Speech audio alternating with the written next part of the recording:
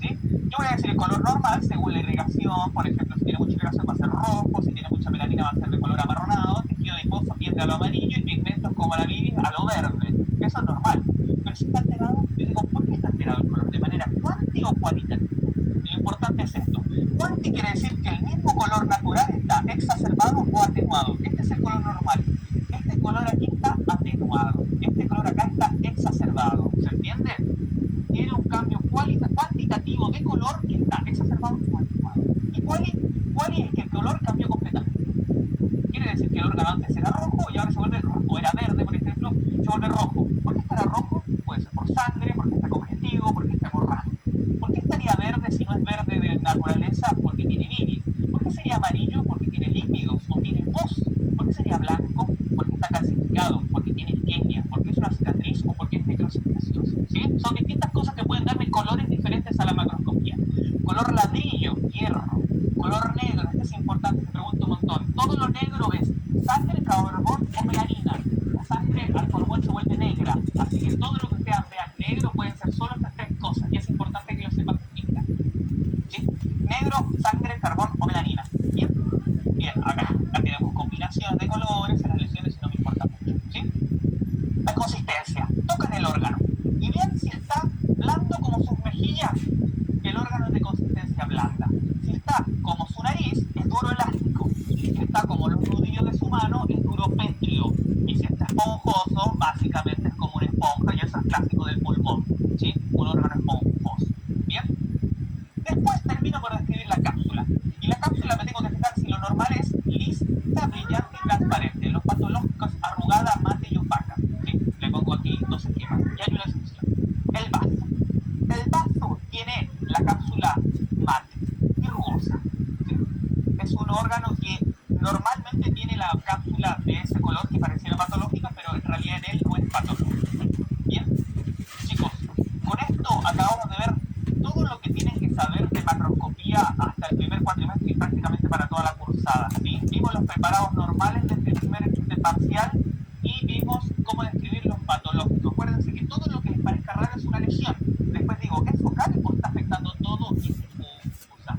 Después digo, ¿de qué color es? ¿Es un color alterado cuantitativamente, cualitativamente? Y luego digo, la consistencia es dura, blanda, elástica. Y luego digo, ¿cómo está la cápsula? Si es que la veo. Si no la veo, no la menciono, porque yo no invento lo que no veo. ¿Ok? Por todo eso yo digo que este órgano es un riñón, por ejemplo, y presenta signos conclusivos de tal patología. Y aquí viene el cierre de macro. Macro nunca es de diagnóstico, eso se les tiene que quedar en la cabeza. El diagnóstico siempre es microscópico. Entonces, cuando ustedes digan, esto parece ser un infarto, digan un subjetivo de, pareciera ser, con mucha probabilidad podría ser, ¿se entiende? Tiene signos de, pero uno no puede decir esto es un infarto. ¿Saben por qué? Porque el diagnóstico, ¿cómo lo hago? Ya se les dije.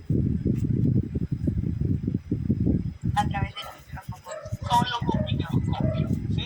Nunca hago diagnóstico de ninguna enfermedad en patología con la macro. La macro me ayuda, pero la microscopía me hace el diagnóstico. ¿Quedó claro eso? Sí. Bien. PDF se le sube, ¿sí? Rápidamente terminamos con los tres conceptos más importantes del primer TP. Primer TP, esto es teoría. Y esto no lo tienen, y ustedes no se lo vamos a dar, ustedes lo tienen que leer y saber, ¿sí? Lesión celular. ¿Qué significa la lesión celular? Significa esto. Yo tengo una célula normal y la pongo bajo un estrés.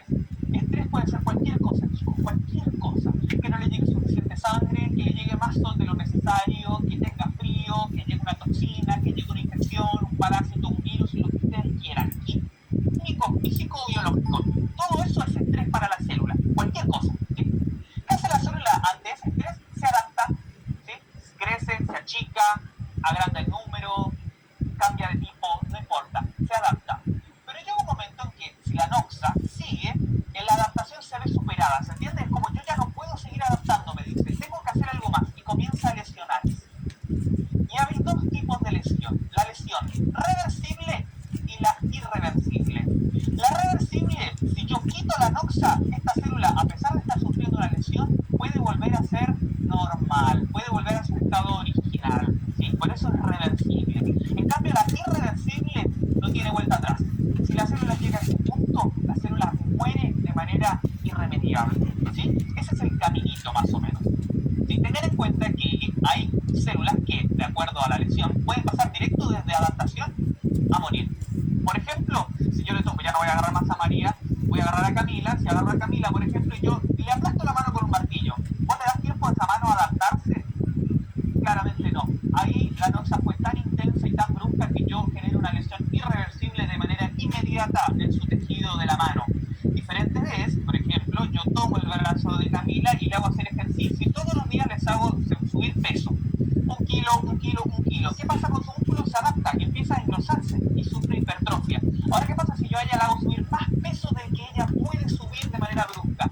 Esa lesión va a generar una lesión reversible y si yo persisto, probablemente va a generar una lesión irreversible y la célula va a terminar muriendo. ¿Sí? ¿Se entiende más o menos el caminito? Sí. Bien, vamos al caminito. Adaptación. Lo primero que pasa ante cualquier noxa, ¿sí? Tenemos 4 tipos. Hiperplasia. Hiperplasia es el aumento del número. Fíjense en el dibujo, aumenta el número de células, ¿sí? Hipertrofia es el aumento del tamaño de la célula. ¿Cuál es la diferencia? Que las que no pueden replicarse, tejidos que no pueden replicarse, van a ser los que van a ser hipertrofias. Por ejemplo, ¿qué órganos conocemos nosotros que no pueden replicarse? Son las El nerviosas. músculo esquelético, el músculo estriado, el músculo cardíaco. Ellos se hipertrofian. ¿Por qué? Simplemente porque no pueden replicarse. El tejido nervioso, los nervios también se hipertrofian, ¿sí? Todo el resto de los tejidos que sí tengan capacidad replicativa, ellos van a hacer hiperplasia para adaptarse. Simple, ¿sí? Atrofia es cuando el tejido disminuye tanto el número como el tamaño de sus células. Se llama atrofia, ¿sí? Y vamos a ver las causas después. Metaplasia, ¿sí? ¿Y pueden hacer ambas? Como ambas. Hiperplasia y hipertrofia. Sí, se pueden hacer ambas, solo que hay órganos que solo van a hacer hipertrofia, por ejemplo, músculo cardíaco, músculo esquelético, nervioso. ¿Sí? Pero hay lugares y situaciones en las que vos podés ver las dos juntas, ¿sí? En el útero grávido tú vas a ver hiperplasia y hipertrofia al mismo tiempo, en el útero con embarazo. La metaplasia, que es la que siempre se comen, ustedes siempre se vuelven locos en definirla, que es casi filosófica, ¿sí? ¿Se acuerdan de tipos de epitelio? Existen epitelios planos, epitelios cilíndricos. Básicamente con esos dos me basta, ¿sí? Sepan que existen epitelios planos y cilíndricos. ¿Qué pasa? Esos epitelios planos y cilíndricos tienen células madre que están abajo, que mantienen el recambio celular, ¿sí o no? Estamos de acuerdo con eso, ¿no? Bien, ¿qué pasa? Si yo tengo un epitelio plano y le empiezo a tirar mucho ácido, ese epitelio plano no me sirve para defenderme de ese ácido, ¿se entiende? Porque no produce moco. El moco nos protege del ácido. Entonces, ¿qué hace el epitelio plano? Él no cambia de forma. Hace que las células madre que están debajo se reprogramen y comiencen ahora a crecer como células cilíndricas, ¿entiendes? El epitelio plano que estaba ahí originalmente se murió plano, pero las hijas que vienen detrás ya vienen cilíndricas y van a producir moco y nos van a proteger de ese ácido en exceso. ¿Se entiende? Que es un cambio de un epitelio maduro por otro, pero con reprogramación de células madre. Implica la reprogramación de células madre. Se cambia el tipo de epitelio. Puede ser de plano a cilíndrico o de cilíndrico a plano.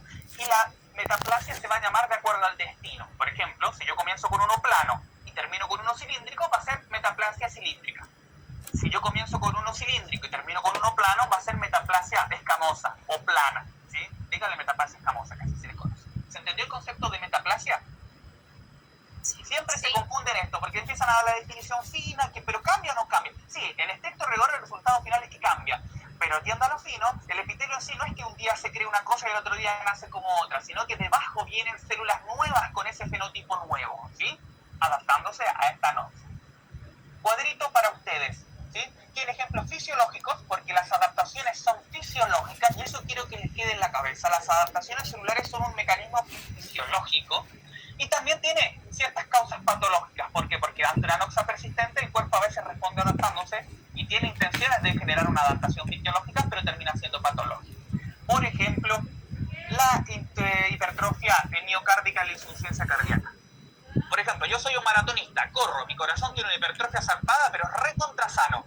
Se rehipertrofió, se adaptó, y eso está buenísimo. Pero en el paciente obeso, con hipertensión crónica, su corazón también se agranda y también se hipertrofia. Pero esa hipertrofia no es una hipertrofia sana y fisiológica, es patológica, ¿sí? Son diferencias, y tienen diferencias también a nivel molecular y histológico, ¿sí? Lo vamos a ver después. Pero sepan ejemplos fisiológicos y patológicos. Tienen que saberlos por lo menos 2 de cada tipo de adaptación. Sepan siempre que es fisiológico. Se ve superada la capacidad de adaptación, pasamos a la lesión reversible, y son 3, ¿sí? Citoesteatosis, donde el órgano comienza a acumular lípidos, acá se ve, como gotas. Pero yo las pongo amarillas para que ustedes entiendan que son lípidos, gotas de lípidos intravesiculares en la célula. Pero la verdad es que yo al microscopio las veo blancas, ¿sí? No las puedo tener con hematoxilina eosina de rutina a la lípido, lo voy a ver blanco, ¿sí? Después vamos a ver en tinciones, que va a hablar Sam, va a ser la diferencia de esto. Ahora, otra cosa que puede ser como lesión celular reversible es el edema celular. El edema celular es líquido en el citosol, ¿sí? ¿Por qué líquido en el citosol? Porque la célula al perder energía y tener poco ATP, se disminuye el efecto del mecanismo de sus bombas sodio-potasio. Y al tener un defecto en las bombas sodio-potasio ya no puede mantener el equilibrio electroquímico. Y al no mantener el equilibrio, entra sodio y entra agua detrás. Y la célula se llena de agua y se pone más pálida, ¿sí? Eso es edema celular, es una lesión reversible. La última lesión reversible es cambio hidrópico. El cambio hidrópico es, yo le doy azúcar a una célula y él absorbe la célula y absorbe ese azúcar y la guarda dentro de vesículas. ¿Qué pasa cuando ese azúcar se guarda dentro de vesículas? Es osmóticamente activa. Entonces el agua que está afuera también entra y va a acompañar a esas vesículas y se mete adentro, ¿sí? ¿Saben cuál es la diferencia entre el edema celular y la del cambio hidrópico?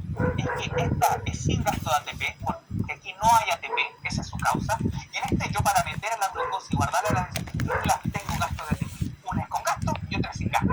¿Se entiende la diferencia? Y la otra, como dijimos, citoesteatosis, es el acúmulo de líquidos, ¿sí? Cuadrito para ustedes, los leen con detalle. Se ve superada la lesión reversible y pasamos a un punto de no retorno. ¿Qué creen que sigue, chicos y chicos? Irreversible, donde ya no hay vuelta atrás, ¿sí? Y la nueva vuelta atrás es la lesión irreversible y tiene dos formas, necrosis y apoptosis, ¿sí? La diferencia grande entre las dos es lo que más se les va a preguntar siempre, por eso yo les pongo este cuadro, ¿sí? El tema es más amplio, lo van a ver después, pero esto es lo más importante, la necrosis es siempre patológica, siempre hay una patología que está detrás de esta necrosis. La apoptosis puede ser fisiológica en la mayoría de los casos, ¿sí? Simplemente el tejido recambia, necesita achicarse, agrandarse, se remodela, mata células y hace unas nuevas en otro lado. La necrosis, al morir, libera el contenido celular al extracelular. Ese contenido son dumps, son señales de daño que generan inflamación. Resultado, la necrosis siempre genera inflamación. Siempre. Al contrario, la apoptosis, como genera cuerpos apoptóticos, nunca libera el contenido al extracelular. Entonces, no genera inflamación. Importantísimo. Segundo, el núcleo se degrada, sí, se degrada. En la necrosis se degrada así. Pignosis, un punto. Cariorexis, se fragmenta. Cariolisis, desaparece. Lisis, desapareció. Esa es la secuencia. Pignosis, cariorexis, cariolisis. Se achica, se fragmenta, desaparece. En apoptosis, se achica, estamos de acuerdo, eso es igual a necrosis. Se fragmenta, cariorexis, igual a necrosis, pero no se desaparece. Se quedan los cuerpos apoptóticos hasta que se los fagocita un macrófago. ¿Bien? Otra cosa, la necrosis es siempre sincrónica y grupal, o sea, se mueren montones de células al mismo tiempo. La apoptosis es súper difícil de ver porque se muere una toda loca suelta por ahí, ¿se entiende? Es muy asincrónica y muy aislada. Lo otro es, la célula siempre está con edema, porque la necrosis marca que no hay energía. Entonces, lo primero que hay siempre es edema celular y luego muerte celular, necrosis. Entonces, la apoptosis, la célula se encoge, se achica, se contrae, ¿sí? Eso es básicamente lo más importante que tienen que saber como diferencia entre apoptosis y necrosis. Resumen del asunto. Lo voy a contar como una situación. Ustedes están en el cine y se sientan a ver la película donde ustedes quieren. Están mirando la pantalla, se escucha divino, está perfecto. Y llega una persona muy grande al lado de ustedes y se sienta al lado de ustedes y los empuja. Eso, ustedes, es una noxa, es un estrés, ¿sí o no? Sí, es una noxa. ¿Ustedes qué van a hacer? Se van a adaptar y se van a cambiar de asiento, ¿sí? ¿Qué pasa si la noxa persiste y llega otra persona grande, amiga de la primera, y se sienta al otro lado de ustedes? Entonces la noxa, ya su capacidad de adaptación se ve superada y ya no pueden moverse de donde están. Entonces comienzan a sufrir lesión reversible y empiezan a asfixiarse. ¿Se entiende? ¿Qué pasa? Llega otra persona más y se sienta encima de ustedes. ¿Qué pasa finalmente? La capacidad de lesión reversible se ve superada y pasan a una lesión irreversible y se terminan asfixiando y se mueren, ¿sí? Ese es el camino de la lesión celular. Eso es lo que básicamente el esquema general. Diferente sería que se les cae el techo encima y ahí mueren de inmediato. Ahí es como se puede pasar de un estado de homeostasis a una lesión irreversible sin mediar adaptación o reversibilidad. ¿Se entienden los ejemplos? Eso es todo lo que tienen que saber a grandes rasgos. Tienen que leer también, obviamente. ¿Sí? ¿Alguna duda?